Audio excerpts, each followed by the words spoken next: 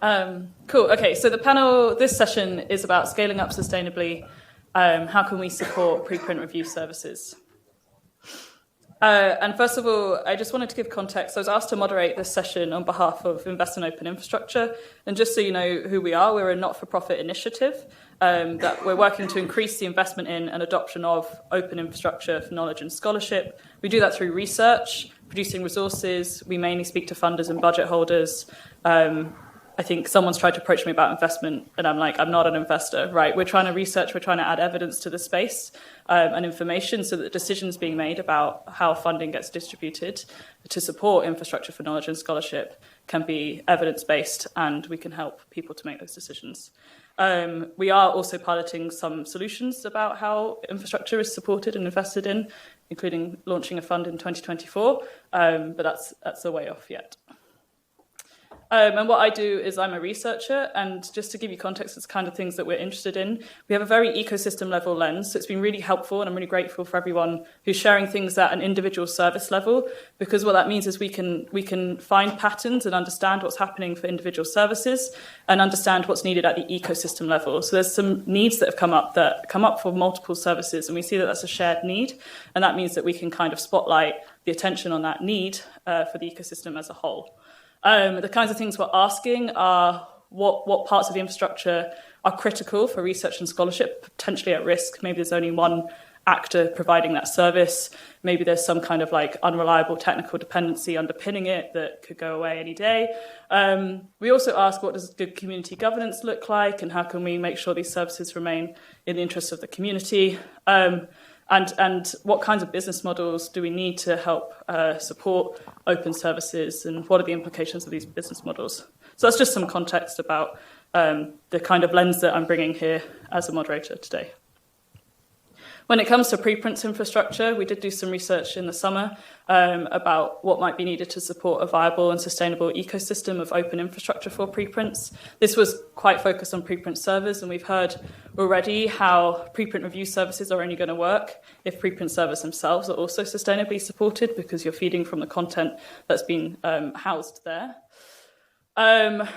And if you want to, there's a 40-page long report that I apologise for that you can read. But something that really came out to me, and actually this is not an original thought, but something that's really obvious, is that preprints are a space for experimentation with the process of scholarly communications, and it's a really important space for that experimentation. And we have seen the value of rapid sharing and free and open sharing, and so lack of APC, the lack of the 2-year delay has been really valuable in the past few years, and preprints have demonstrated that. And now preprint review, we're hearing a lot of experimentation happening, and at this point, some of the value is not known, and we still need to continue to experiment to understand where that value is going to rise up. The other thing that is very obvious if you start looking into this space is that all the preprints infrastructure, at least the open sort of journal independent infrastructure, is in need of more sustainable funding. A lot of it is operated with grants that are on short runways, and that's great for experimentation. But at some point, we've got to ask the tricky question of how do we sustain this in the long term? And that's a question that we're posing today with our panelists, but it's not a question that we expect answers for today. And actually, I think what we're going to hear are some calls for help from the whole ecosystem to think about this. Another thing that's really important is that what we're trying to do is aim for a healthy ecosystem with a diverse range of tools and services, which helps to, there can be competition with that ecosystem, there can be different ways of doing things, but it means that the scholarly community has options and they can choose where they want to go. And I think that's a really important point to make, because in this ecosystem, and I'm a bit nervous about saying this, but there is a risk of being acquired by a bigger entity in the room, and it happened. It was announced yesterday that one of these services has gone that way, and I think that this is a risk that everyone bears in the ecosystem. And if we want to maintain this diverse ecosystem of lots of different players, we really need to address sustainability for each individual service, but also as an ecosystem, how we maintain that healthy space and don't eke towards monopolies.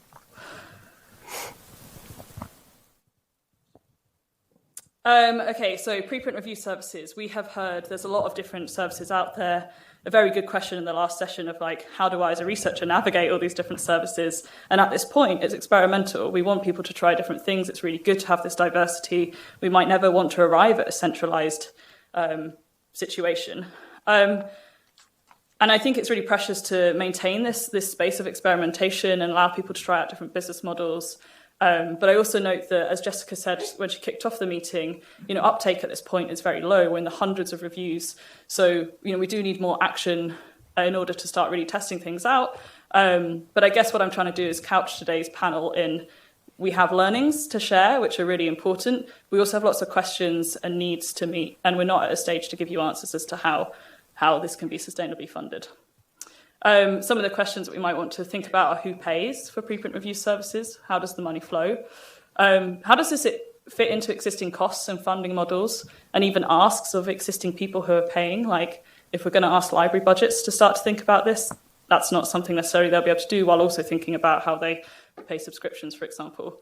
And if preprint review is adopted at a greater scale, that changes the conversation entirely, because the cost at the moment of these review services is very different to the cost might mean if it's 100,000 reviews a year.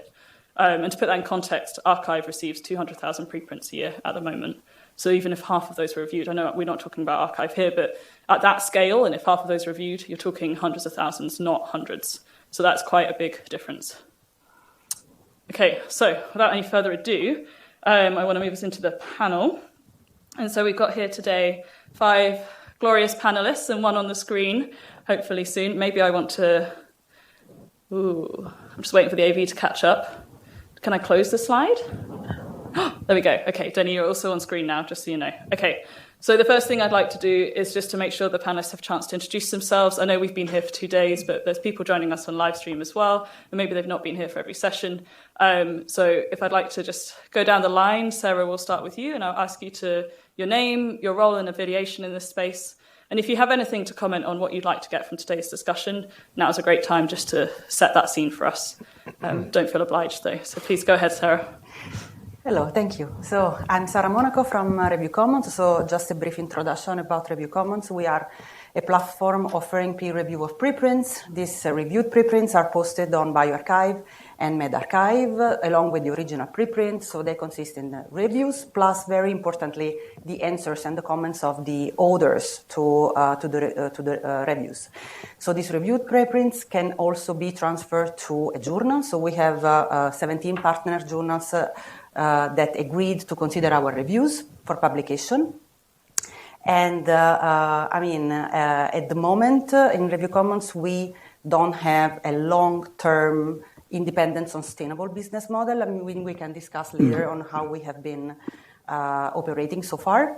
But I mean, today I think Review Commons is like in this special position in this ecosystem, because it is a sort of a bridge between the world of open science and preprints and the world of like the journals and publishing. So there are like many ways in which we can think about a business model. So I'm really excited about this conversation that we are having today, because I think that, in this room there are the people who are the most interested in reviewed preprints, including some of our collaborators and some of our funders. So I'm glad that, and also, in this panel, there are similar services, so we are also serving the same cause. So, we can all discuss together on how to implement the system and to make it grow. Thank you. Gabriel? Yeah, thank you so much. So I'm Gabriel Marinello. I'm the CEO and one of the co-founders of Qeios. Qeios is a science publishing platform, a scientific publishing platform for both preprints and final publications. We do both. As Naomi said, an important thing to say is that the preprint landscape offers us probably a real sandbox for each of us to play with lower barriers to entrance, with rules that are maybe less strict than traditional publications, but that can then be transferred to traditional publications. So I think that one important thing that we are discussing here is that everything that we are learning in these 2 days can be definitely transferred to a much larger scale that is not just preprints, but also final publications, journals, and so on. So I think this is one of the coolest things that we are witnessing in these 2 days, I think. Right. I'm going to go virtual to Denis next. Thanks, Naomi. So I'm Denis Bourguet. So I'm co-founder with Thomas Guimau of Peer Community in PCI. I already presented PCI, so how it works. Some important words is that PCI is running by scientists for scientists, and we are a non-profit, non-commercial organization. And our business model is that we are supported by institutions, universities, giving donations, support, financial support to PCI. So that's important. And the important point with PCI is that we are not only a peer review service. And on top of that, we are making evaluation, validation of preprints based on the peer review. And that makes a difference because being validated, there is no need for publication in journal. So we are saving APC for those articles. And as I said in my presentation, we have also created peer community journals. So there is a way for recommended preprint to be published at no cost for authors. So our business model is that the more paper we are recommending, the more saving we are providing for institutions that support us. We can go deep inside the details when after. Thanks. Thanks, Denis. Elliott? Yes, hi everyone. I'm Elliott, founder of PeerRef. So PeerRef, journal independent peer review service, just like everyone else. So really aiming to give this low barrier to entry to access peer review, give that author a refereed preprint, and then give them the option, that's the finished piece, or they can then go to a journal. And what I really want to get out of this, I think, it's been a really good 2 days, lots of great discussion. I think the sense is that I think is that, all of us making these platforms are really going in the right direction. I think that's what it feels like. But the one remaining question is, the sustainability of these, how are they going to generate revenue? How can they grow?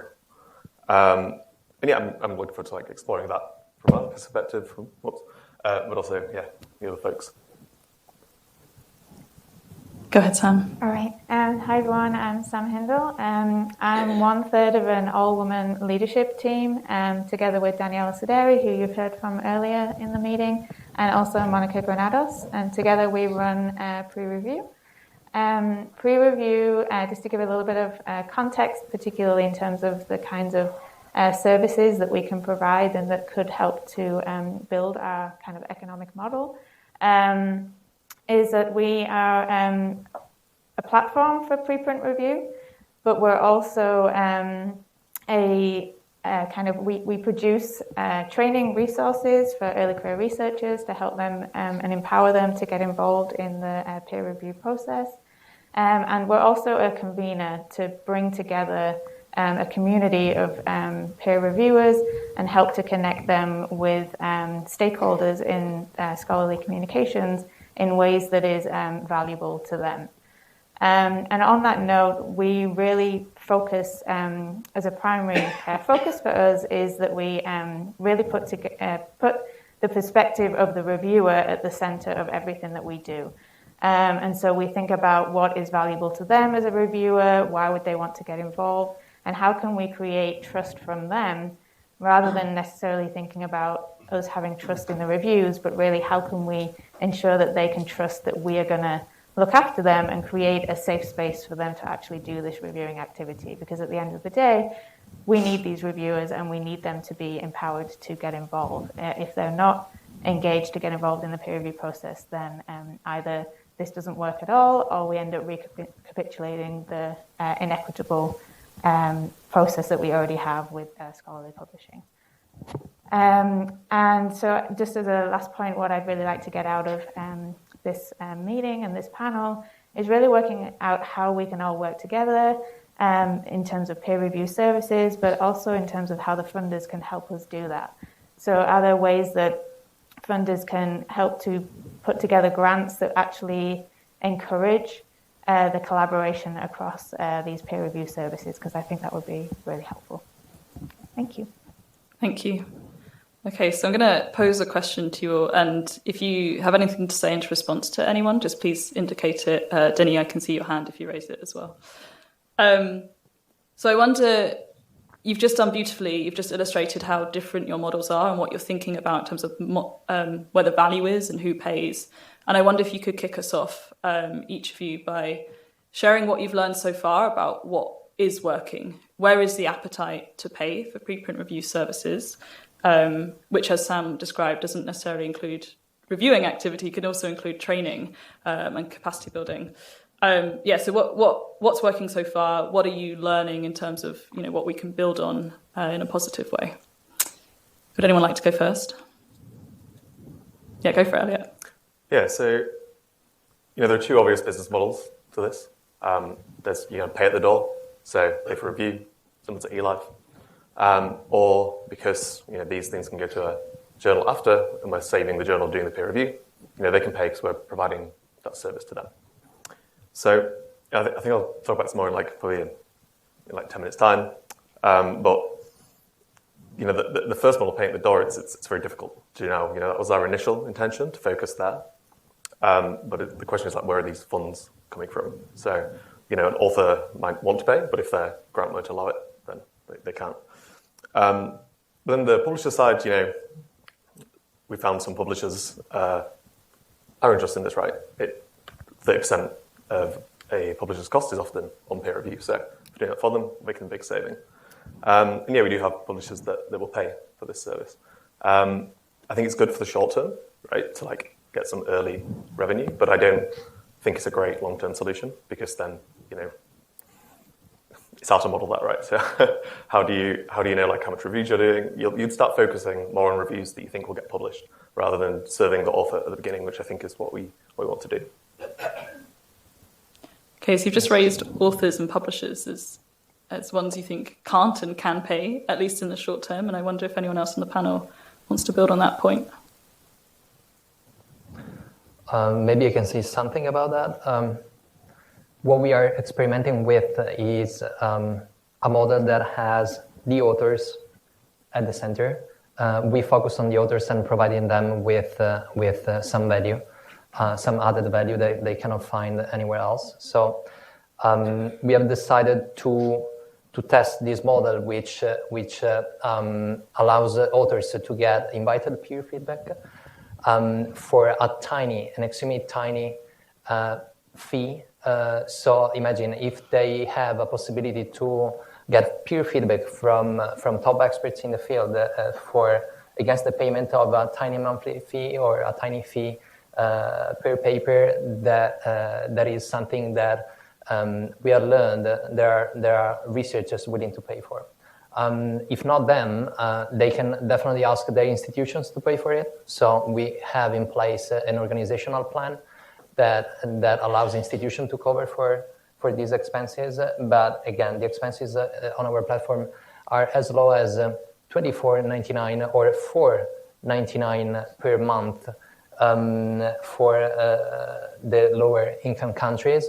And against the payment of that fee, they have a possibility to receive top expert feedback, peer reviews, and yes, we can provide that thanks to an AI which is able to locate and find the top peer reviewers round, and we invite them and we ask them to review. And in many cases, the authors are more than happy with the peer feedback that they are receiving. And these, again, as I said before, these can be seen also as a potential model that can be transferred outside the preprint sphere to journals in general. And this is why we are dealing with both preprints and final publications. Again, we are experimenting, but what we can say is that when you provide value at an affordable price, like in any other sphere in this globe, there is someone willing to pay for it. Yeah, provided that, again, the price is low enough and so on. Is this enough? Is this sustainable long term? We are not able to say that yet, but we will discover down the road. Yeah. Denis, I see your hand up. Yes, our business model is different. We are not asking authors to pay. As I said, we are paid we are supported by institutions. And what we have learned in the past years is that institutions, universities are really concerned about the money they are putting in the system because of the increases of subscriptions, the increases of article processing charges. And what we have learned also is that we can actually perform the evaluation and the validation of preprints at a very low cost, saying like 10% of the article processing charges. And by putting this advantage on the institutions, universities, I can see that they are quite keen, they are willing to support initiatives like PCI. So we are quite confident that the more we will increase in scale, actually, the more the institutions will be willing to support us because they are saving money on that. So this is what we learned so far. Thank you. Sarah, I wonder if you wanted to add any.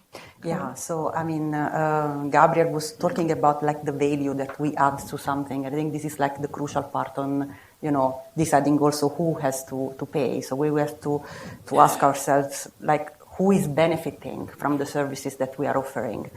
I mean, in our case, we offer basically, so our main product is like peer review of preprints. And the value, I think it has value for like a broad community, so for the scientific community in general, because it reduces the time that, like solid science reaches the potential audience. It benefits the authors, and it benefits, in our case, also the journals, because, the journals receive our already peer-reviewed articles, and even though peer review is an effort, so they don't have to make this effort and publish. So, in our case, there will be like different parties that could potentially like pay. So at the moment, so Review Commons is for free for authors and it's for free for journals. So, we have been surviving so far through grants and funders. So, at the beginning, we had like a grant from a charitable trust, and now we are financed by HHMI and EMBO. But in the long run, we should also like think about convincing other parties to contribute to Review Commons, and this contribution can, manifest in different forms. For example, from the journals, it does not necessarily have to be a financial contribution and financial transition, but it can also be like an in-kind contribution. Thomas was like introducing like a business model that we are just like now starting thinking about, in which the contribution of the journals will be to offer their infrastructure for contributing to the peer review, so to use the editor, so the work of the editors that will also add in terms of expertise, and so in terms of expanding the scope of Review Commons, because it provides like new expertise that, at the moment we don't have, because at the moment their peer review is run by EMBO Press, so the editors of the EMBO Press journal. So from the side of the journal, we could envision also like a contribution like this, but still there are operational costs. So there is still a Review Commons dedicated team that needs to be financed. So, in this, maybe we will also like ask the founders to help us to go over this transition phase, because we cannot envision like a change to happen like suddenly, that like immediately now the authors that are used to pay for the APC of the journal to have this final product, now they will pay for simple peer review. Of course we want that, of course we think that this is the future, but at the moment in this period of transition, maybe the founders can still help us to go through this. So I'm hearing from you all that there are definitely different people in the system who could benefit right now because it's cheaper, it's more efficient. Yes. And I think that if we think, about the entire scenario, reducing this redundant peer review by, recycling the peer review that is done in Review Commons in a journal agnostic way is already like saving time of reviewers and saving times for the science in general. So this is already like a contribution to make the process efficient. Mm-hmm. Sam, I wonder if you wanted to add anything. Yeah, so our business model at PREreview really is largely based on grant funding. But we do also have a small contribution from some of the services that we provide. So in terms of the training, the programs and workshops that we do on peer review, that can come from institutions who want to train their students and their postdocs. And that can also come from publishers and journals who want to use our services from our live stream preprint journal clubs, which lead to the collaborative peer review report at the end of that journal club session. So that's a smaller contribution to our business model. And as I said before, it's largely based on grant contributions. And in terms of our success, really, is that we've managed to do, without being, boasting on what we've been doing, we've managed to do a lot with very little financial input. And so in the past, we have struggled to get grants that would fund us specifically for community building projects until recently when CZI, thank you very much, have helped to support us in community building, and eLife have also supported us in that regard as well, and also in-kind support as well. eLife has supported that as well. And so what we've been able to do until recently is that we've actually been able to develop an open reviewers pilot program that was really successful, helped to create various stages of support for different researchers that are at different stages of their experience with peer review and can slot in at different points. And that was a very successful pilot program. And what we found was that there was a lot of demand from the community to get involved in that program, but we didn't have the person power to actually be able to do it. And so now we're really grateful for the support from CZI because we now have a community manager who can help us to develop those programs further. We've also been able to package up that longer 14-week program into shorter kind of 2-hour modular workshops on peer review. And so we've been able to package those up, provide them to various institutions and agencies that are interested in peer review training. And that's also been very successful. And so that really, our success is just what we've managed to do. And more recently, we've been collaborating with various groups in sub-Saharan Africa and managed to empower them to produce their own open reviewers program in Africa. And they, using our kind of train the trainer model that we built from the Mozilla Open Leaders program, in terms of that you put a program together where you train the next generation of trainers so that they can go on and scale up, and each of those trainers can have their own cohorts. We use that kind of approach in our Open Reviewers program and empowered the Open Reviewers in Africa to do the same thing. And very recently we had from their first cohort of 11 trainees, they were trained up, and 6 of those have gone on to create their own cohorts of 15 to 30 individuals. And so you can see how that can very easily scale up to be able to train the trainers in peer review. So that's kind of one of our big successes that we've been able to do on very little financial input, and we're very excited about how we can scale this up and take it further. Thank you. I think it's also really good to celebrate wins, so please don't apologise for boasting. That's good. Okay, so it all sounds rosy. It sounds like, you've got some people who might pay you. It's working okay so far. But I think we all know this is a short term, we're in the experimental phase and we don't know what's going to happen at scale and in the longer term. And I wonder if we could now switch to some of the challenges and barriers you face for moving forward, either, in this short-term time or that you think, if we were going to get suddenly loads of reviews in the door tomorrow, what would that mean for your business model and your operating costs?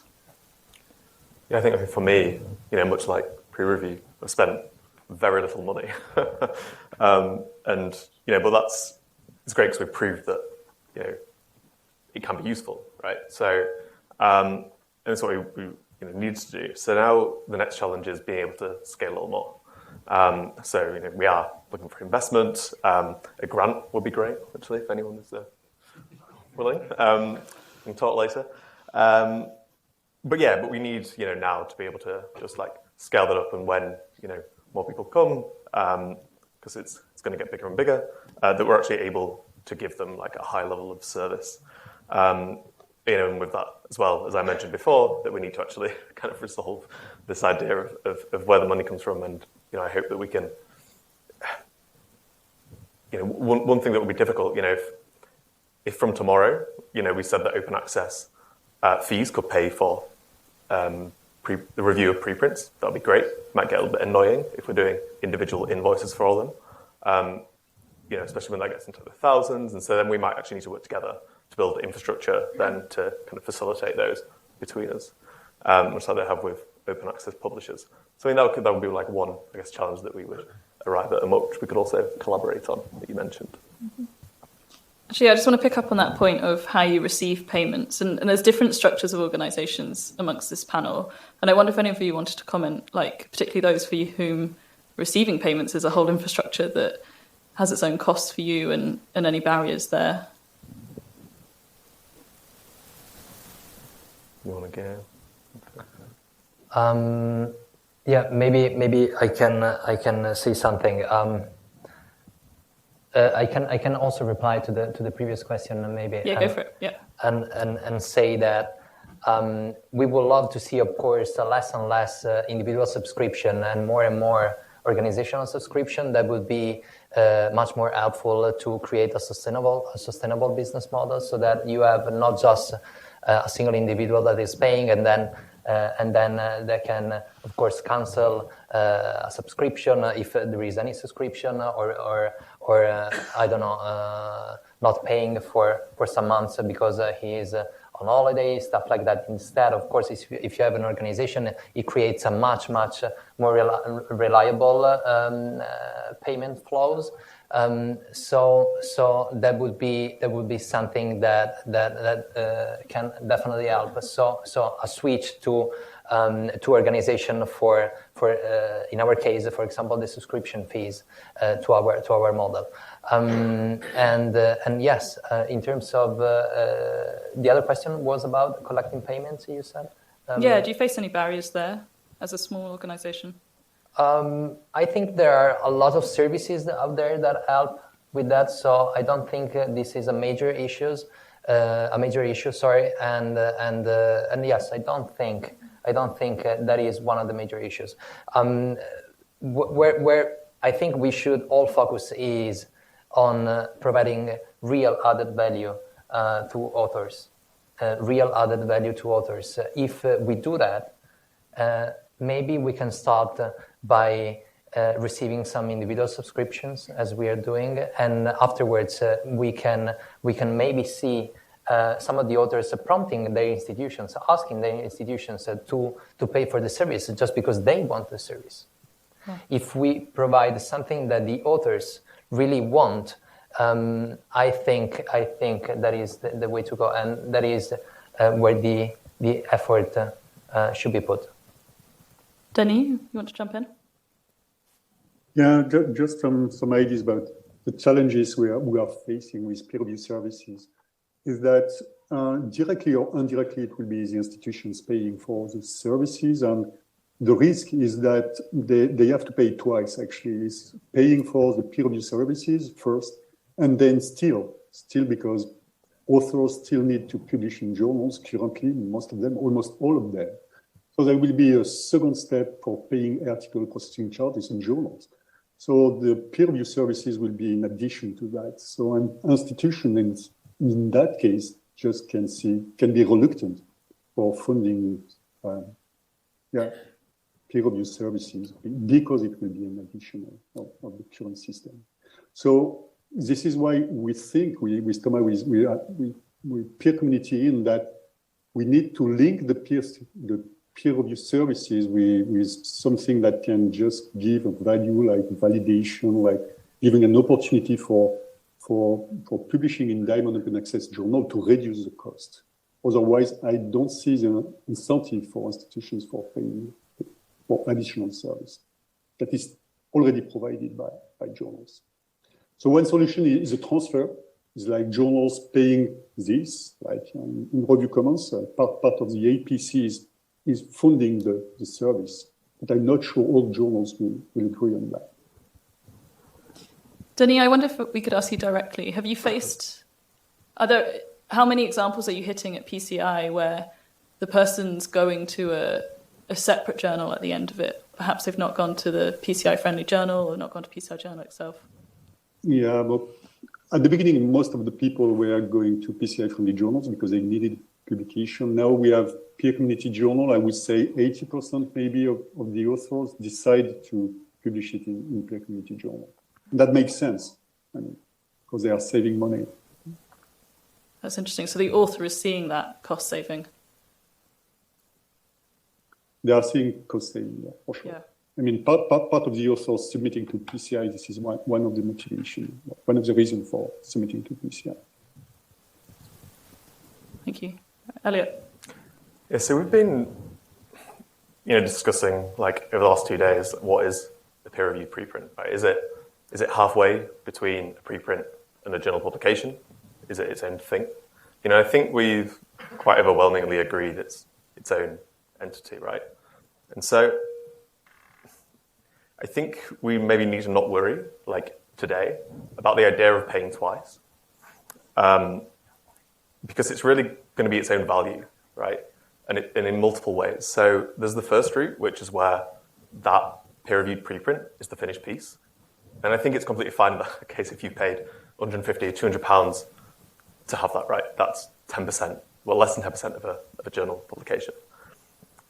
The other way is that you pay this money and then it goes to a publisher, and then you've only done peer review once. It hasn't, you haven't gone somewhere, been rejected after peer review and all this. And that's saving researchers time. It's saving, well, lots of reviewer time as well. And so we're adding value there. And I would argue that fairly nominal chat cost is worth it. So I would really, kind of, so that I wouldn't let that stand in the way now of allowing us to begin being sustainable, to think, oh no, it might be a small extra charge, especially when there's a huge difference between journals and their cost.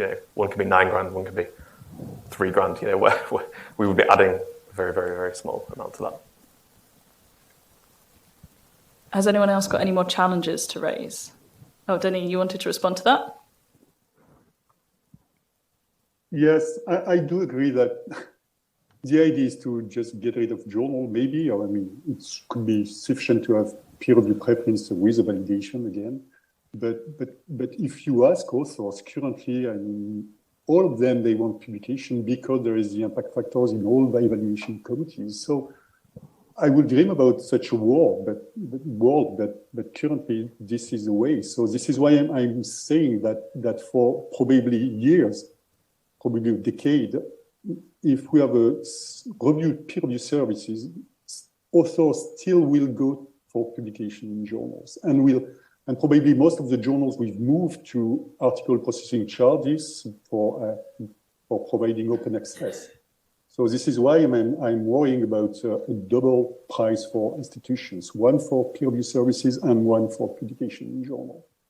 I would like to be confident on a very rapid move, but for sure it will take years.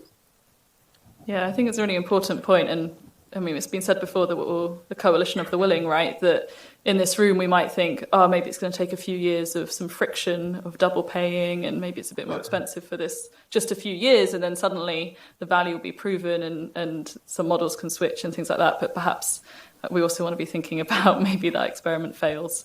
Maybe we don't get there so quickly. Maybe the value isn't proven so obviously to funders or authors or institutions. Sarah, yeah, go ahead. This problem of double dipping is real. So we are also interrogating ourselves on how to avoid that. Because of course, the funders pay the APCs of the journals, and then we offer now this additional product, which is the reviewed preprint, and we also ask for money for that. This is why we came up with this idea of, which not solve the problem entirely, but we could think just an experimental idea that, if more and more journals will participate to the peer review. So now what is done like in a small scale at Review Commons, that we avoid redundant peer review, but in a small scale because we partner only with 17 journals. So if we think about some like a system that is a little bit more like centralized and in which, you avoid that, these papers are reviewed more and more and more time, exhausting the pool of reviewers and the time of researchers. So I think with like a concept of like scaling economy, this could improve somehow the system. Mm-hmm. So this is just like an alternative, like this contribution from the journals instead of money, but in work. Thank you. Sam? Yeah, so our challenge is a little bit different because we're not focusing on the value of the peer review provided at the individual manuscript level. We're really doing it at the broader level. And so how do you put a value on the contribution that the training can bring to the whole community? And that's really hard to put a financial value on. We know what the value is to the community in terms of increasing diversity of your reviewer pool, making sure that everyone feels welcome in this space. But how do we put a financial value onto that value that we're bringing? And until recently, when CZI supported us for the community building aspect of what we're doing, it was really hard to find financial support to keep us going because pretty much all of the grants were infrastructure based. And yes, infrastructure is important, but it's not going to solve all of the problems. It's not going to help to build a community. And so that's has been our biggest challenge and still will be because, we have this grant for 2 years, but then what? And so if we are going to continue to be grant-based, then we need more funders to be thinking about this and maybe to be coming together to support the broader issue of supporting and increasing diversity of the peer review pool. Our second challenge is that everything that we do, and this is intentional, is open and publicly available. So all of the resources that we produce, as soon as they're ready and all the typos have been checked and everything, they're put openly available, usually on Zenodo. So anyone can access the resources that we produce. And we want people to use them. We don't want to be the ones who are saying, only we can do this training. We want to empower other people to do that training. So that's also a challenge for us because how can we help to financially support ourselves when we're giving everything away for free and we want to give everything away for free? So that's a big challenge for us. Yeah, and I think Sam raises a really important point here, which is this whole ecosystem. We've talked about training people, finding value, even like the discussion space we've had over the past 2 days, the importance of having this open discussion with all the different stakeholders costs money as well. And it's really important in this experimentation space that that's sustained as well. And I'm going to ask you for some closing points so that we can throw out to discussion with everyone else in the room. And I wonder, as a closing point, if you have any ideas for actions you could take yourself in the next 1 to 2 years to help this ecosystem be more sustainable, or you're welcome to throw it out to other people in the room as a request for help. It may be an action, it may be a question you need addressing. So I wonder, what do you think could help for the near term to be building a sustainable ecosystem here? So, from my perspective, I think we've probably covered it in like previous sessions, and I probably mentioned it otherwise. But there's this idea of like co-petition, right? So we're all new, we're a new market, right? We need to develop that, and I think there's going to be some point where we'll be competing more, but that's not really today. So I think there's just a set of standards. We all need to agree on, and we've I won't go into that again. But yeah, I would like us, after this meeting, to make sure that we do actually come together and talk about those and align. Some of you already are. And maybe also, working together to try and get funders to make to signal these changes that we want. But also how we can work together on an individual level. I don't know, there's which does many ways. So pre-review, you offer really a different service, right, fundamentally, like from us, For example, like I was thinking about how if someone wants to be anonymous on one of our reviews, like it's a bit of a struggle, but maybe we could work with you, in that case. So I think it's thinking about where we're not necessarily trying to compete, where we can actually work together. And, for example, if someone doesn't want to use PeerRef for some specific reason, I'll actually direct them to PCI or Review Commons because I think it's important that more and more people are using this. So yeah, I definitely think there's scope to just help each other out a little bit while also making distinct products that will in time, I think, be competitive. And as we build the community, you can start to use our resources that we create to help you find more diverse reviewers. So I think that's another way that we can work together. And I really do use some of the resources are very good, and I would ask funders to keep funding pre-review because they're great. I didn't pay him to say that. I'm just going to pause there and also say, if you're listening or want to put questions in, Slido is open for questions. We will be coming to discussion next after a few more panelists close. Denis, do you have a closing point you'd like to share? No, well, to answer your question, one thing could be important is the indexation. Currently, the services, peer review services are very badly indexed in databases. And so this is one reason also for authors going to journals for having a better indexation than just using regular services, peer review services. So that could be useful. Yeah. So to see value, they want it to be valuable to them, right? So you need to be indexed. Yeah. Okay. Gabriel? Yeah, this is definitely what I think as well.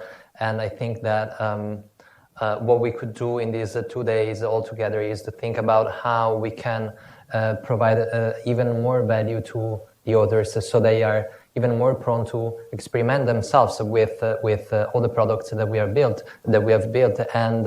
And one of the ways to do that is by encouraging even more the indexing of these products, which are preprints and the peer reviews and so on. Everything that we have discussed in these 2 days, it would be definitely great if even a small part of this would be put into practice. Definitely, that would help.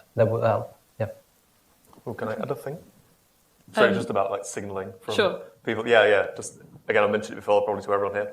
But signaling that authors or researchers can use these options, right?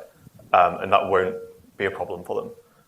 That if they want to have a peer-reviewed preprint, this will be, it won't be a bad thing that they haven't published in a journal. If you signal that will, empower them to do so. Sarah, go on. I mean, just to conclude from my side, I think that, the fact that there are different platforms, different systems, all aiming to the same thing, which is to promote reviewed preprints. It's great. And it's great also that it's done in different ways, that Review Commons is doing it in a certain way, all these platforms operating and providing different services, eLife, like the publisher that, have now changed the system. I think we are all moving to the same direction. And the fact that there is diversity is something that should be preserved, I think. And, also talking to the audience. I think that, we have talked about so much the fact that we want to recognize reviewed preprints, but, as Ron said in his presentation, if we want to recognize something, we have to give a value to it. And I think that, also the people in this room are in the position to contribute to this cause. So to give value to reviewed preprints in terms of, that these can be used as a credit in research. So this is something that the institutions can do. This is something that the founders can do. And, from our side as publishers, we can also contribute to that. Thank you. And Sam, I think you had an action point in your last statement, but feel free. Yeah, no, just to kind of build on that is to really, I would invite everyone here in the room and online to really think about the value that having a diverse peer of reviewers can bring to you as an individual and you as an organization, and think about the kind of value that you would put on that. And so if you're an institution, the value in terms of what it brings to your students and postdocs in terms of helping them learn how to constructively peer review other people's work and what that skill brings to them as a scientist as well, and how they then will think about their own work. And also in terms of publishers and journals, what value can it bring to you in terms of the diverse review pool, but also in terms of your team, your academic editors or your professional editors. Because a lot of what we do at PREreview is really thinking about everything from an equity lens and thinking about the biases that we all have, and we've developed tools around that as well. And so we've been working with some journals to really help their editors think about the biases that they have and that's inherent in the systems that they operate in. And so that's another place that we can bring value, and I'd like everyone to think about that as well. I think that's a really good point to end on. We've talked a lot these past 2 days about different solutions, but actually coming through that conversation is there's nuances. We're not going to arrive at one business model. We're not going to arrive at one solution. That shouldn't be the case. And actually who your audience is and where the value is going to differ, and you're going to need different models for that. And I wonder, the less polite way of what Sam was saying, maybe some people can put their money where their mouth is and assign value to diversity and inclusion in a way that actually funds the system that's trying to improve participation in research and scholarship.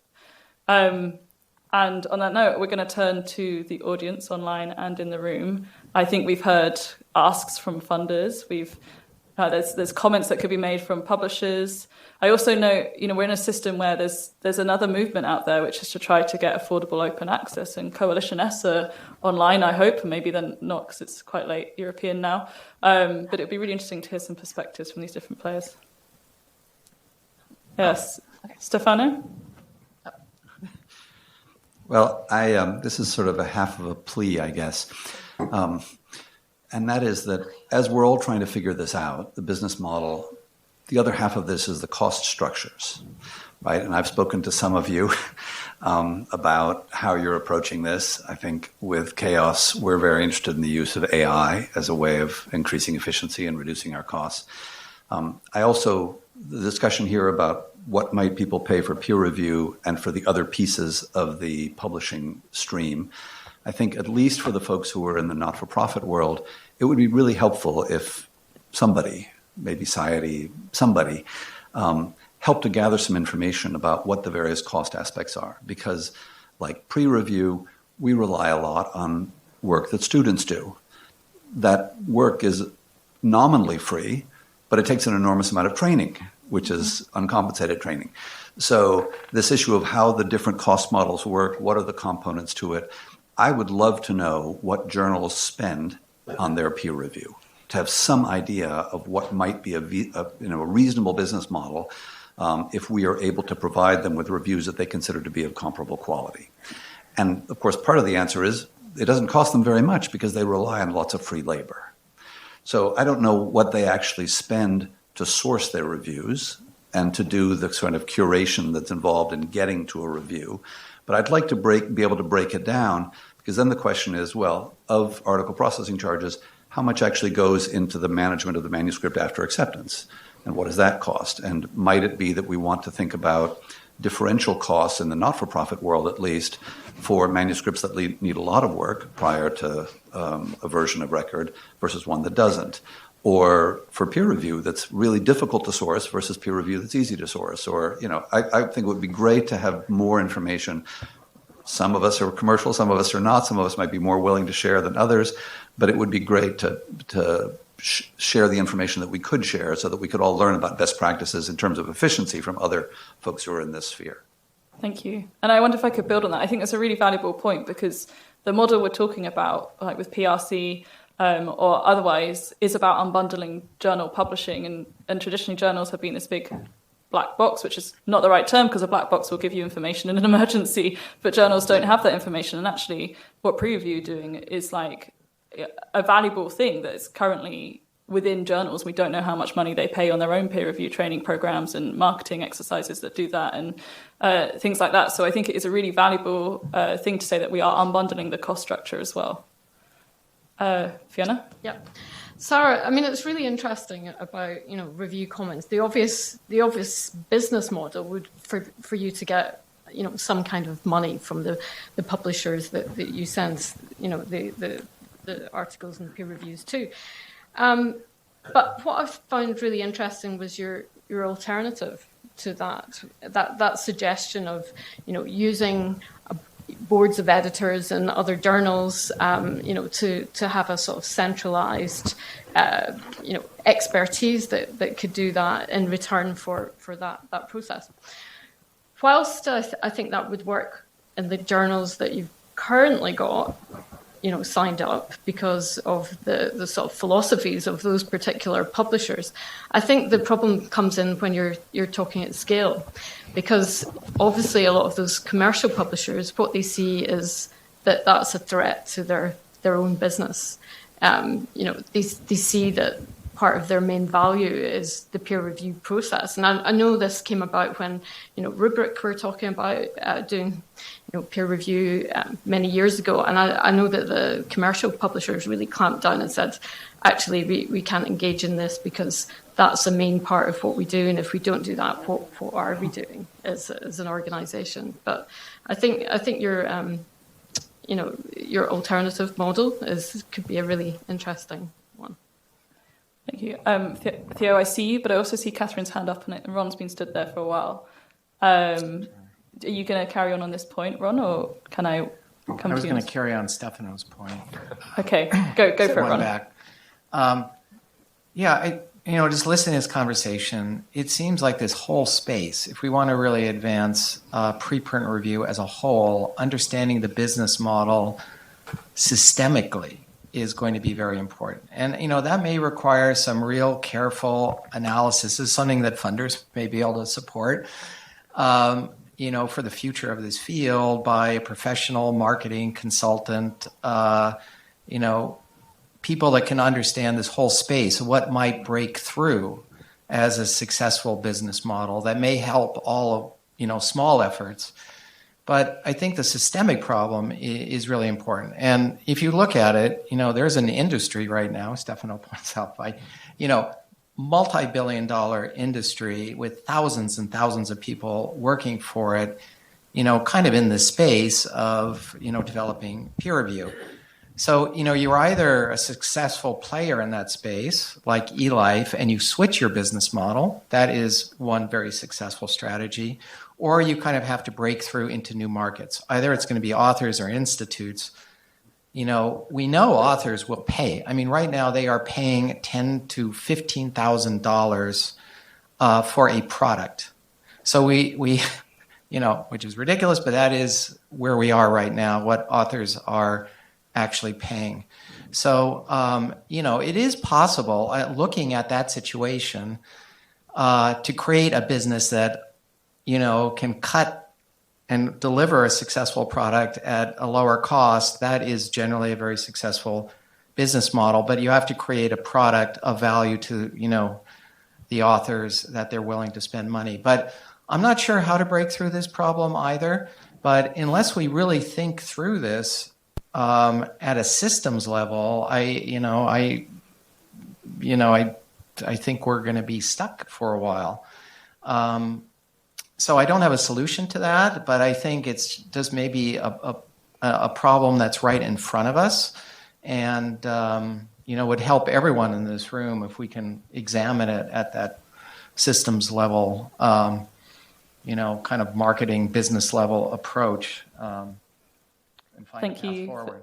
for naming the elephant in the room. 10 to 15,000. I want to go to Catherine first, and then Theo. So, Catherine? Yeah, I was just going to comment again to, can you hear me okay? Yeah. Yeah, great. So to Stefano's point about the actual cost involved, because that's something that as transformative journals, we've been required to do to some extent, at least, by Plan S. And so we had to spend a lot of time actually trying to break down our costs by the various different parts of the process. And we had to make that information available. I'll be honest with you, I don't even remember how we did it. And I know we struggled, and I know we found it incredibly hard to disentangle our costs by the various different breakdowns that Plan S wanted. But I've just looked at our data on our website, and it's under 10% of our costs are on what Plan S described as peer review management. And so I think, a lot of the transformative journals do now have some of those data out there because we've been required to do that by Plan S. Thank you, that's really useful. Theo? Yeah, I was going to say exactly the same. And I'll say that BMJ's data is not there yet because one of the big problems is we all pay lots of money to these platforms like Scholar One and Editorial Manager, and commercially we can't declare how much we pay them.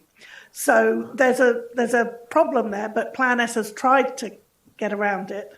But there's a lot of information now about what it costs.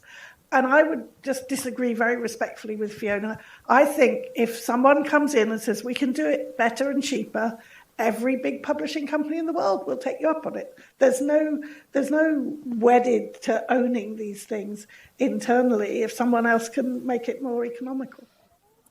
Thank you. I'm going to pause and come back to the panel as well, see if anyone's got any responses. Sarah, I know Elliott, you've got your hand up, but Sarah first. Do you have any response to anything that's said about Review Commons model? No? That's okay, you don't need one either. Sorry.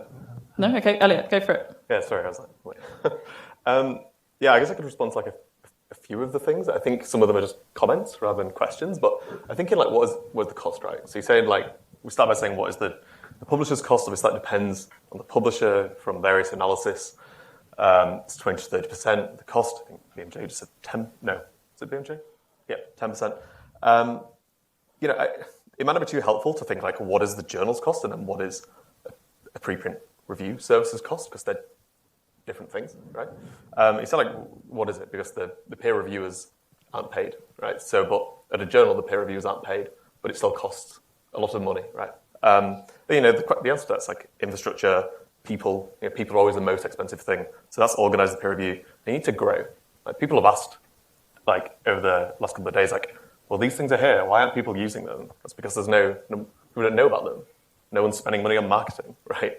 If you're a normal startup, would spend a lot of money on marketing. So that's one thing. I'd be very happy to tell you what I spend money on, but it's incredibly easy as a very, very small organization. But I can also tell you that it will change enormously over the next 5 years. And I think there was one other point. I think it was about if authors want it, they'll pay for it. I think, as I mentioned earlier, we have the product, right? It's giving out, it's organizing and publishing those peer review reports, right? So, and then, interacting with all the infrastructure around that. And people use it, right? They see value in it. They wouldn't engage with it if it didn't, because this isn't like some app that you download and then never look at again. It's it's a whole journey that you go on, through peer review. Again, I think one blocker is, again, it's I can't spend my grant money on that. That's what researchers said to me anyway, unless they're lying to me. But yeah, if a funder thinks differently, I'd love to chat to them about it if actually they can use their grant funding on it. Yeah. Thank you. There's lots of hands up online, but Katrina, you've been stood there for a while. So Katrina, then Richard online. Yeah, I want to make a couple of points. So in terms of the Plan S, basically back up what people have said already. So Hindle submitted to Plan S for all our 200 journals. Wiley did it for 1,400 journals. This is not a commercial versus non-commercial issue. Price transparency, cost transparency should apply to everyone. And there are, I think there's also plenty of societies who haven't done it. The issue with the Plan S transparency, in some ways, it's an exercise for publishers to start to get their data in order. And it is very, very difficult, and it's hugely time intensive because they've never had to do it before, and especially if you've got multiple platforms. There's also issues around that the data is only available to institutions, so it's not publicly available. And I think Plan S would be delighted, if there's anyone here, if actually publishers then publish that data. The data is also limited because we're looking not at the costs, the actual costs, we're looking at percentages of prices and what goes into what bucket can be gained a little bit. So there are limitations, but but the benefits are huge. The benefits are you get publishers to start to think about those services and to start to be able to collect the data to report publicly. And that in itself is worth doing. But all publishers need to participate in that, even if it's difficult. So I know, for instance, Wiley didn't do all their journals for various reasons, but we need societies to do that as well. I think that the real problem with the peer review services at the moment is just captured by what Denis said, is that you've got this double bind. You are doing it way more cheaply than other publishers. The cost of peer review is not exposed at this moment, and we absolutely need to unbundle the system and disaggregate into the sorts of services so that the comparison with the service you're providing can be compared with what publishers are providing. I mean, all publishers, society publishers as well. And I think there are some steps that certainly could be taken. I think where if you can provide a cheaper way to find reviewers and do peer reviewers, then publishers will outsource that service to you and probably still take a markup on top of that. I'm not sure that solves the problem. I think one of the ways to speak to the problem with the system, and it ultimately goes back to this culture, as long as we think the journal is the end point for everyone's career, reward, tenure, grant, we're going to be faced with the situation that PCI is in. And it's basically, you either have to create a false journal, or you have to funnel those reviews into journal-friendly packages.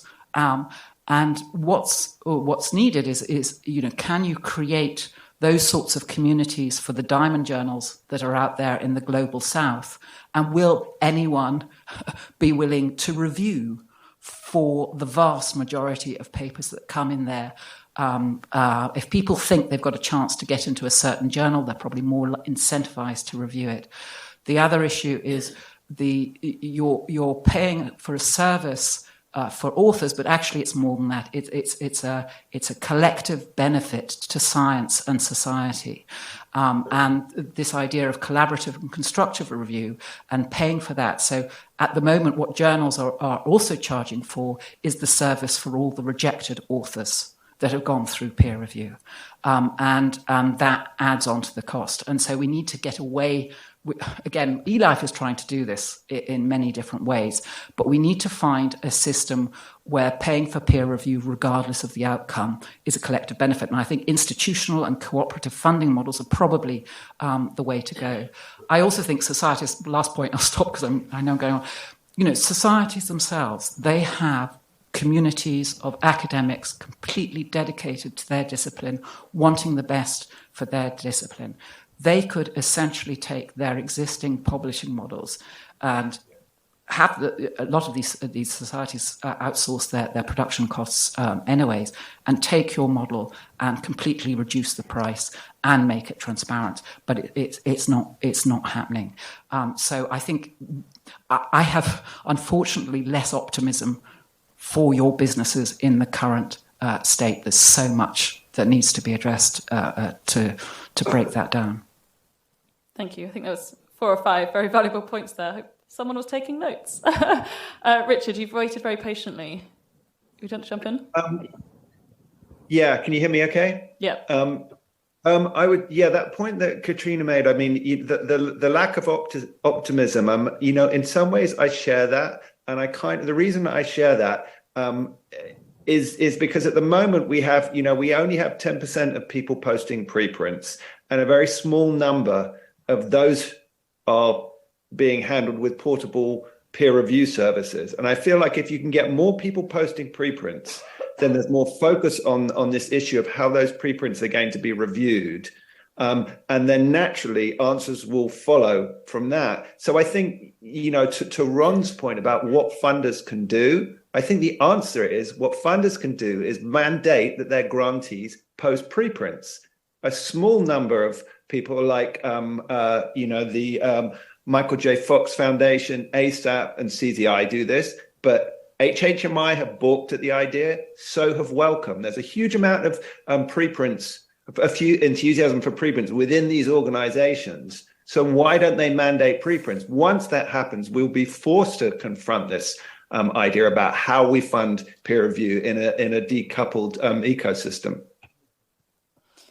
And building on that, I think, so Elliott pointed out, we've not talked about marketing costs and raising awareness and outreach. And, ASAP Bio does great work here. All the individual services do great work to all the researchers who don't yet know what a preprint is, what it means, all the fears it brings up for them, and dissuading these fears and talking them through it. That's going to cost money, and it's going to take many, many more years and more communities and getting societies involved and getting community leads to spread that.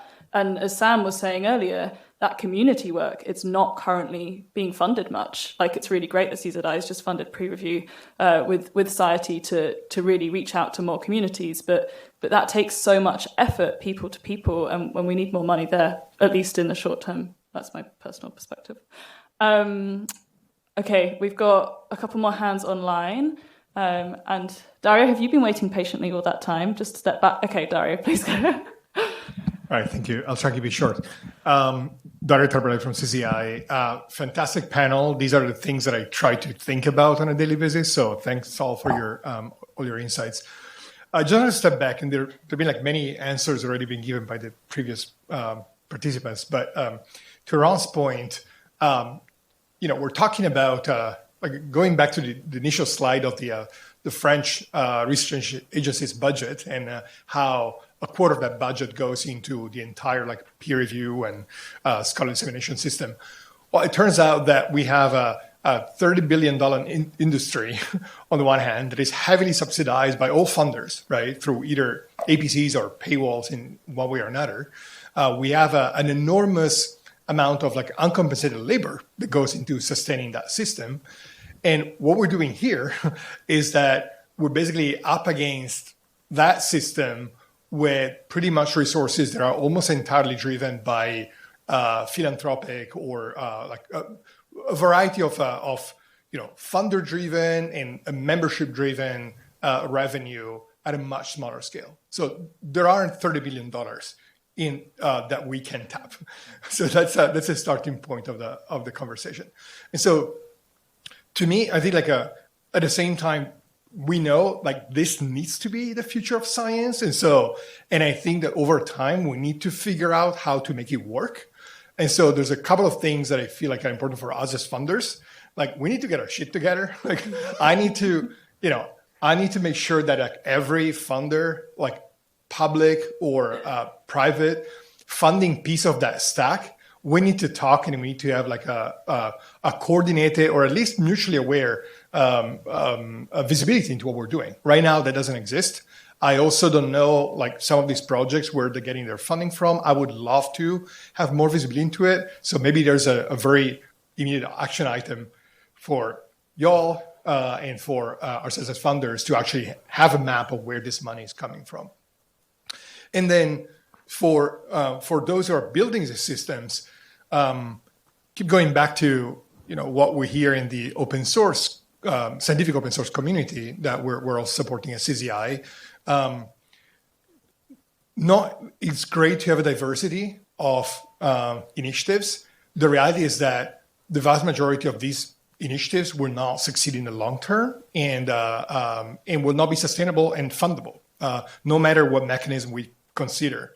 And so what I think is very valuable from a funder perspective is to have you all focused on pooling resources and capacity, thinking about in which cases you're building the same thing, and try to think about pooling your resources and your efforts as opposed to creating things that are solving similar problems.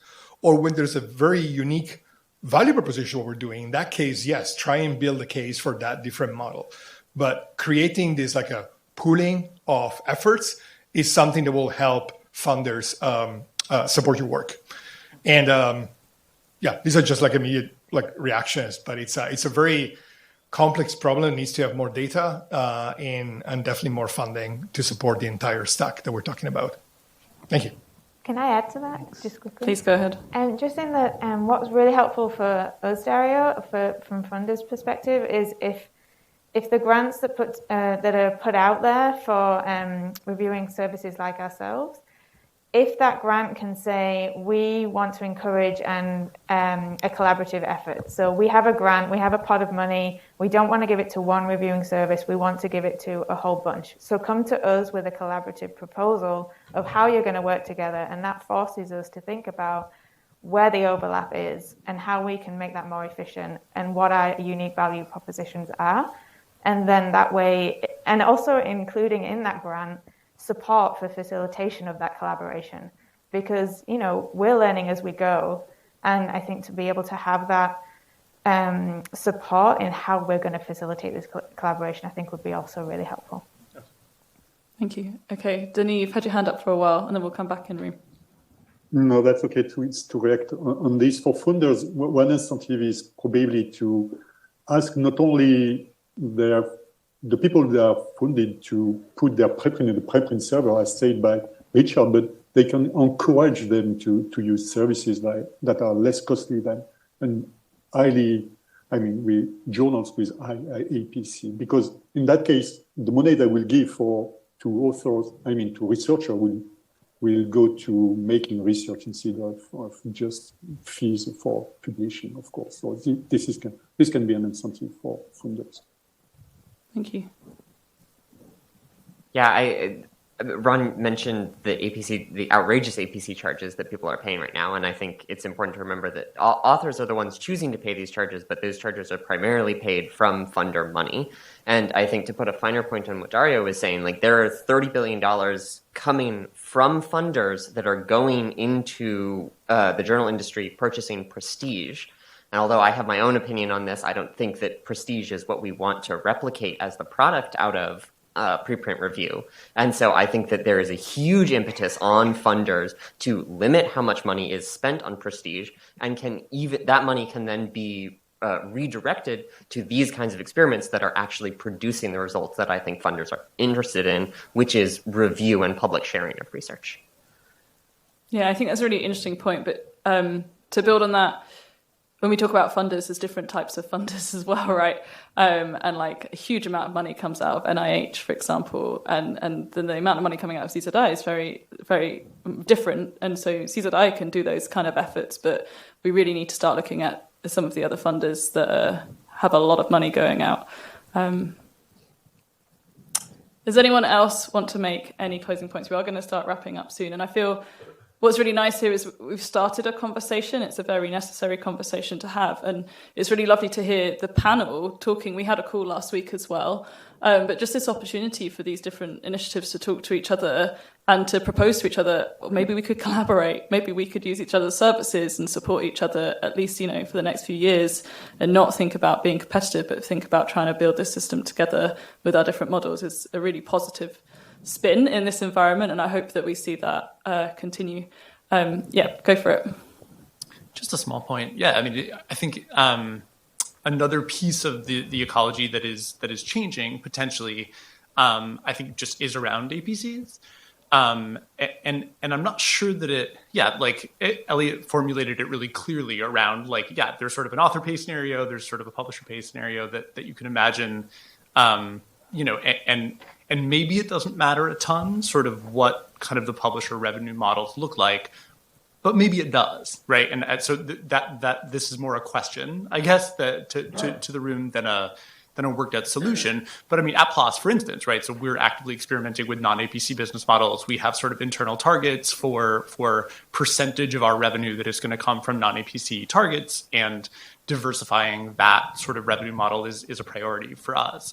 So it's interesting to think about whether those publisher models could more explicitly take sort of preprint review into account, and that could be part of the value proposition that publishers are putting forward as well, right? To say that the kind of support that we're asking for is predicated on doing things more efficiently, more cheaply, more sort of less oriented around prestige, as has just been said. I think it's just to sort of make the point that APCs are themselves kind of a moving target, and to make sure that we're not essentializing those as kind of a piece of the landscape. Thank you. Daniela? And then I think you're the last one, Daniela. Yes, I'll try to be quick. I just want to make two quick points. One is just go back to that idea of like partnership building and how much we've actually always tried. We really believe in partnerships, and we have tried really, really hard, some successfully, some not successfully, to partner with players. Very successfully partnership with Africa Archive, Training Center Communication Africa, EDER Africa. Very successful partnership with Life that has been rewarded recently by CCI. But I also want to say, you may know how incredibly hard it is to actually maintain, build the trust between partners, maintain a level of, like when you're trying to also, when you're the driver of the partnership, which I'm not saying that we've always been, but trying to be in that position of like facilitating the partnership and also being part of the content creation and co-creation of all things. So I think I want to reinforce what Sam was saying of like really trying to understand all of the dynamics. I mean, it really takes also taking your ego a little bit away for making these partnerships work. And I don't think we've always been great at that, but we have really tried to be intentional about it. And I personally keep saying like the infrastructure part, the technological infrastructure part, there's a community infrastructure part that I think we're building more and more on, but the technological infrastructure part, like if we get to a point in which we really believe that technology is supporting the community that we want to see thrive, I have no personal problem. And I think that the whole team believes that, to say, okay, we're done building infrastructure, technical infrastructure here. We direct the community, we work together, we bring in the community, but we haven't seen that in the way that we want, in the way that really focuses on the communities that we want to see and nurture. And I think that we can get there if we find that partnership, as we have been doing also now more with society and some aspects of curation we're taking out of our roadmap to really incorporate that with a collaboration with society. I think we are definitely open to do this. So if there is anyone who wants to talk to us about partnership and collaboration that really try to put our unique values together, please do contact us. So the second point is that another, thankful to CCI for really seeing that value in that partnership we offer. Thank you. Thanks, Daniela. Okay, that wraps up this panel. I think I've heard two very clear points, which is the chicken and egg of building value and getting adoption. And you need adoption to prove that value, but you need value to get adoption. And from that, everything else will flow. But that's just my personal summary. And I hope that there's a lot of different questions that you might go away with and thoughts about making data available to each other so we can work on this together. Thank you very much to all of our panelists and everyone who contributed as well for questions and discussion in this afternoon session. Thank you, Denis, as well. We'll see. Thank you for being virtual with us. Thank you.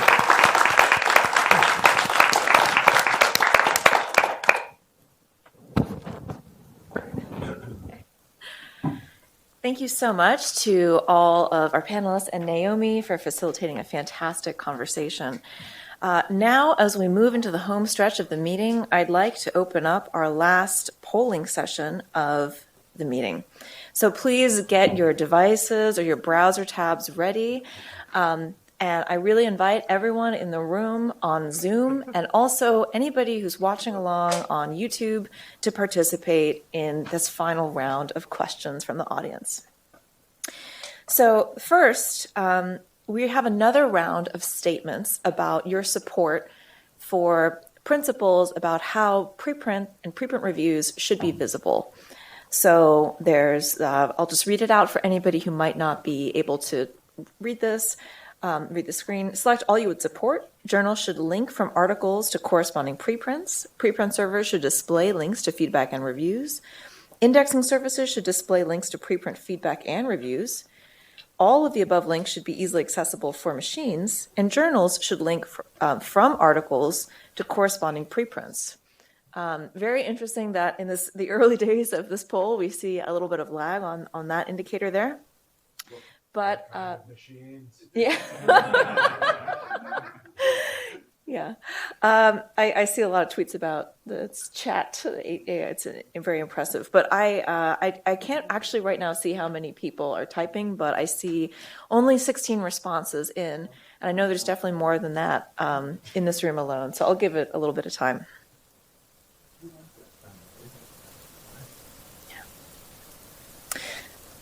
Are you able to see how many people are typing? Yeah. Okay. But is there no? There's no. Okay. I don't. All right. Let's give this a few more minutes here. I definitely I see the indication that preprint servers should display links to feedback and reviews as the strongest, but really, I don't think that's saying that much, given that there's over 90% support currently for all of these statements. So we have a very supportive audience here, of course, but I think it's interesting that we're aligning on some of these ideas. All right, I see 42. Let's give it another 5 seconds if anyone else is interested in pressing any buttons very quickly. Okay, I'm going to call it now. Oh God. Okay. All right. That's it. 40. Oh my goodness. Okay. All right. It's too dramatic. Okay. All right. I'm really switching the poll right now. Okay. All right. So this is going to be a word cloud. So I really implore you to write as few words as possible. If you can do this in 1 word, that's great. 2 words, that's also good. Don't even think about writing a complete sentence. It's just not going to be, I think, the kind of word cloud that we want. I think for the word cloud, you want people to hyphenate the words so they stay together. I actually, in this case, they will. It will recognize phrases as well. So, yeah. So please do feel free to put in the single most important next step that needs to be taken to promote preprint peer review. And don't look at the screen. Yeah.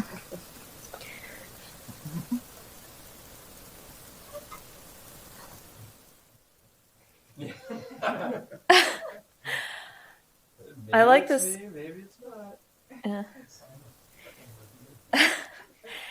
So I see a lot of mention of the word funder mandates or funder endorsement, trust, training, standards, culture, incentivized, training postdocs and editors, reform of assessment.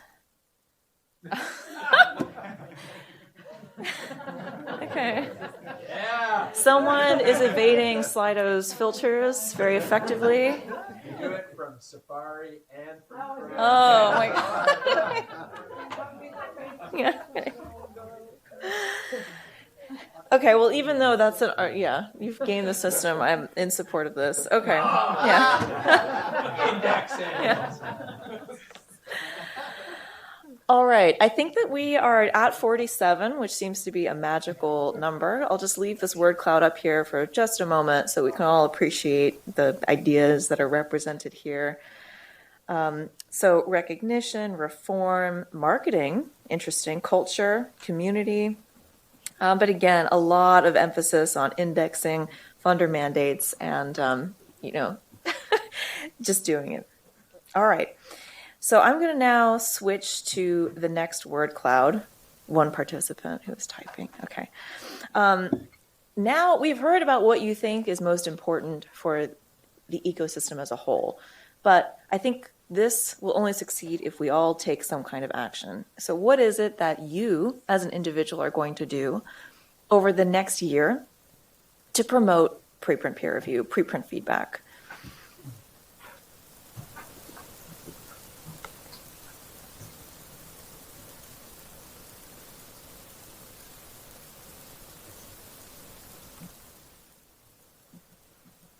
I realize that people watching on YouTube have like a 20-second delay, so I'll be a little more forgiving about the time. Is that so we can leave things?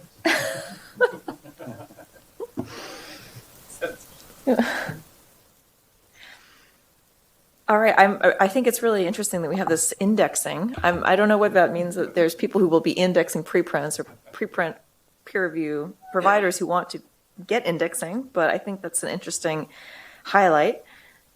Training, collaboration, awareness, review preprints. I think that's a really obvious one that almost everyone can take part in directly. Funder mandated preprints. I love that someone has typed that in as an action for themselves. That's very exciting. Yeah. Submit your review comments. All right, that's cool. Set up a platform in my field of research. More DOIs, more endorsement. Tweet about it. Yeah, I mean, I think that falls under this awareness category. Creating awareness. Collaboration. That's really nice, given what we just heard. Plot with Bodo. Who's plotting with Bodo?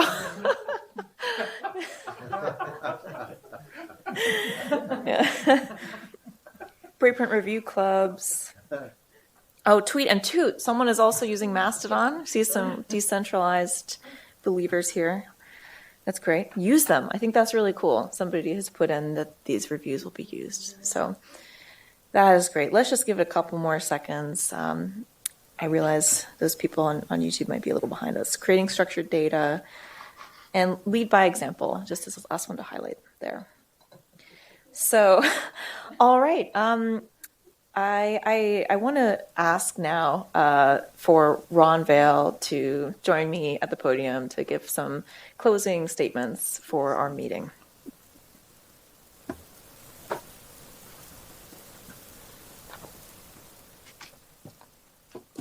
Well, at 5:30 on day 2, my brain feels like a word cloud right now.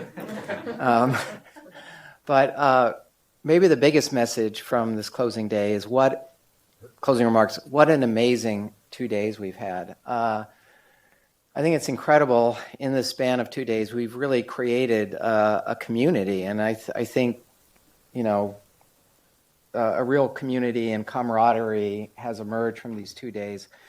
And it's kind of embodied the spirit even of peer review that we're trying to breed as a culture. I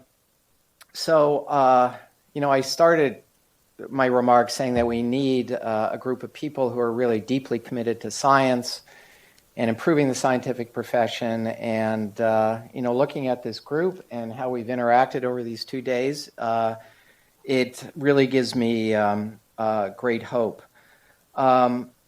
And I think the work we're doing is really important for the profession, also for early career scientists. And I also want to thank the early career scientists who have spent 2 days with us, because I think you've also added a lot to this meeting, both intellectually and spirit. So anyway, thank you for coming.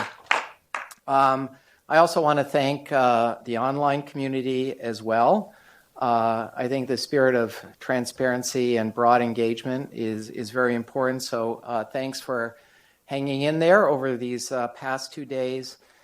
And overall, I think one thing that we're going to take away is that, the enthusiasm, the passion and commitment here was really palpable. And I think we just have to, leave this conference taking that away with us, for the work that's ahead. So that was my remarks here. First of all, thanks to everyone for making, all of you that participated and traveled, watched online. You're what I think made this meeting very, very special. I want to say thanks to a few other people who made this meeting very special. First of all, the amazing Janine.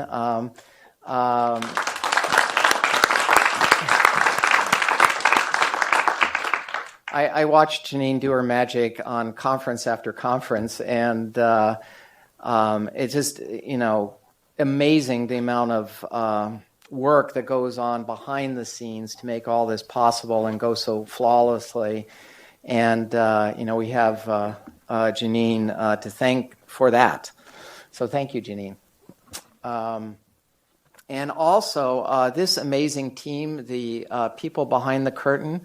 Matt, why don't you even come on out here? I don't know if John's in the back here. Again, I watch this team over and over again, just, make things go flawlessly. And I've heard comments also that, in addition to this room, we have this hybrid conference. And there have been a lot of positive comments received during this meeting on how great the hybrid interaction has been. And there's a lot of behind-the-scene things to make that kind of special interactive environment happen. And so Matt and team, you knocked it out of the park on that as well. So thank you so much. Also, I just want to acknowledge all the people at Janelia, the food staff, the people that handled all the guest house services. Again, I can tell you that they're an incredibly dedicated group here, and they really want to make things great for Janelia, but also for our guests. So if you see someone, as you leave, just give them your thanks as well. And I think they would very much appreciate it. Bodo, Fiona, and I were quote unquote, organizers, but the real organizers behind this event, no doubt, were, Iratxe and Jessica. And, this was not an easy conference to put together to, create, the productive environment I think we had over the last 2 days. And so much work went into this and thinking about every detail about this conference and all the upfront work with all the working groups that happened. There was a lot of behind the scenes work. And anyway, Iratxe and Jessica, so amazing. Thank you so much.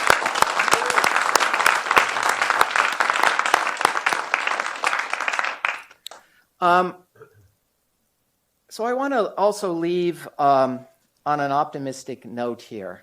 We talk about barriers and challenges, and at times things may seem difficult or things may seem like they're going slowly. But I would like to offer the glass half full version of the story of where publishing is and where it's going right now. I think many people in the system, particularly several years ago, felt that publishing was somehow at a complete gridlock. And I think we've shown in the last several years new paths forward, new ideas, a willingness to change that is very true and very palpable. And I don't think we're seeing actually great change right now in the publication system that is continuing in good spirit. And I know the word only 12% preprints has been used several times, but I think that's an incredible number in such a short period of time. And looking back at the 2016 meeting, if you had projected that number and thought about that, asked anyone in the room at that time whether there would be 12% of the publications in PubMed appearing as preprints, I don't think anyone at that time would have believed that that could have been true. And if you think about not just that percentage number, which maybe, doesn't sound all that awesome, but you think of the absolute numbers and the absolute good that has been created by that volume of communication, it's pretty staggering. So in 2014, there was about approximately 1,000 papers, I believe, on bioRxiv. There were 100,000 on arXiv at the time. Now the numbers we're looking at are about 12, 13, 14, 15,000 preprints appearing per month in the life sciences. So that's about 150,000 per year, 150,000 per year, and not quite reaching that of arXiv, which is about 16,000 per month, but coming from 100-fold difference to approximately equal number of preprints is a remarkable change in a period of 6 years. I also want to point out the progress in preprint review. in 2018, at the last meeting, preprint review was more of an idea than a real actionable entity. And so in a period of 4 years, I think all of the work that all of you are doing and is a remarkable change in a 4-year period. Yes, there's a long way to go, but if you look how far, even this element of the ecosystem has come in 4 years, I would again say that's quite remarkable. And the last thing I'll say on this positive note is, change and impact is often driven by a very powerful leading edge. So you even think about the leading edge of the cell. It's this little powerful engine that can drag the rest of the cell body and the nucleus with it. And so it's not totally about the bulk numbers. It's about momentum. It's about rate of change. It's about innovation at the leading edge. And I think that's what's important. So I just want to say that to all of you, to really take heart in all the work that you've done, and take a moment actually to congratulate yourselves and this community on the progress that's been made in the last few years.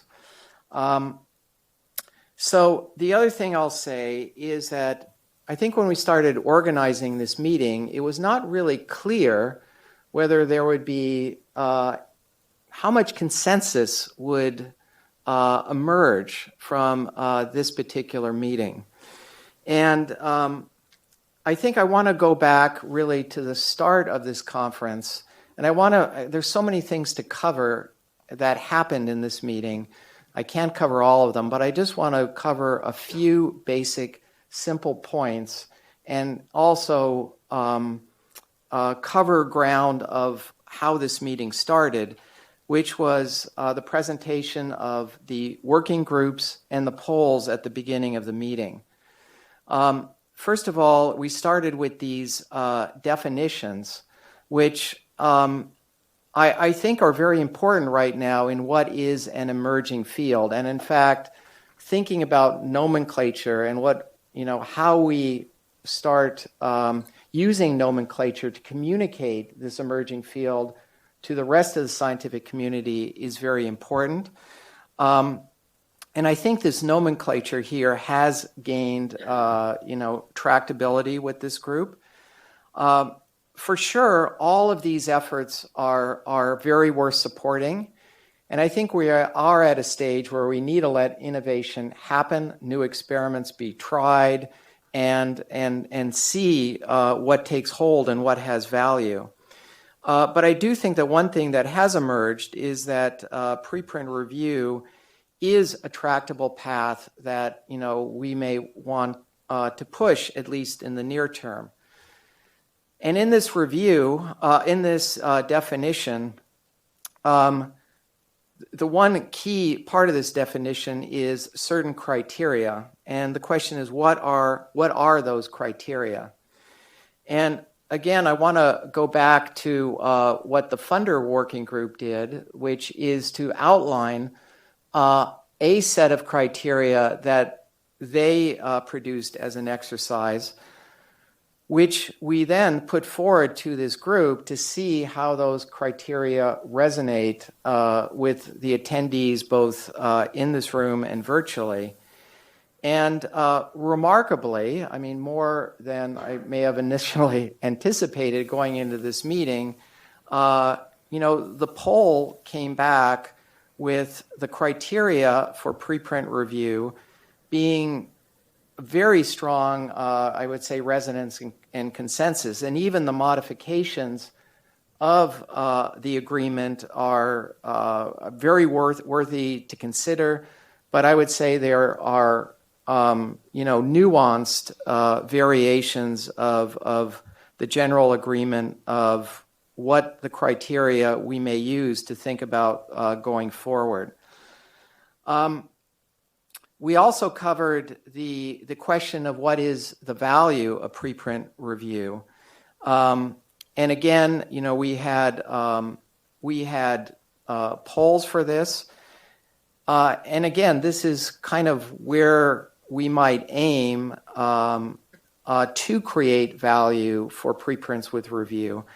And I won't go through them in detail, but you saw this review and this poll. And again, I think there's was exceptional agreement on how these preprints with reviews could be used. So again, I think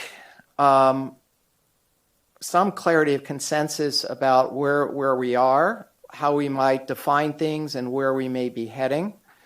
And of course, the big thing is how do we bridge the gap between where we intend to go and the realization of the value that we're trying to create. Of course, this is a complex subject, but I would say that we are at a point where education and awareness is very critical. This was true in the preprint movement, where the very first step really was educating the scientific community on what preprints are and what their value was. And I think we have to recognize right now we are in a very small bubble of knowledgeable individuals about preprint review. And there is a very large community right now of scientists who don't necessarily understand what it is, what it's for, and why we as a community may want to promote them. And I think as we leave this auditorium, I think this really is an action item that we have to take forward. And through many different venues, some of it may be, honestly, creating T-shirts or stickers